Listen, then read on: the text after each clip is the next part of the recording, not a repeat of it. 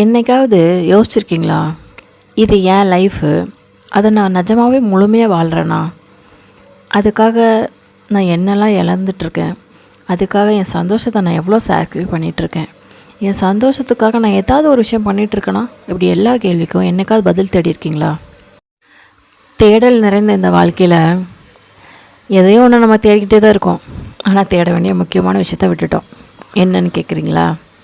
உங்கள் லைஃப்பில் இருக்கக்கூடிய நிம்மதி, உங்கள் முகத்தில் இருக்கக்கூடிய சிரிப்பு, இது ரெண்டையும் தேட நீங்கள் முழுசாக மறந்துட்டீங்க. யார் யாருக்காக ஓடுறீங்க, யார் யாரையோ காப்பாற்றுறீங்க, யாரோட சந்தோஷமும் முக்கியம்னு நினைக்கிறீங்க. எல்லாம் ஓகே தான். ஆனால் அதை எல்லாத்த விட இது எல்லாத்தையும் பண்ணுற உங்கள் சந்தோஷம் ரொம்ப முக்கியம் இல்லையா? என்னைக்காவது அதை பற்றி யோசிச்சிருக்கீங்களா? நீங்கள் சிரிக்காததுனால உங்கள் முகத்தில் உள்ள பொலிவு போயிடுச்சு. நீங்கள் சந்தோஷமாக இல்லாததுனால உங்கள் முகத்தோட அழகே போயிடுச்சு. எல்லாருக்கும் அவங்க அழகாக இருக்கணும் அப்படிங்கிறது மிகப்பெரிய ஆசை மட்டும் இல்லை, கனவு.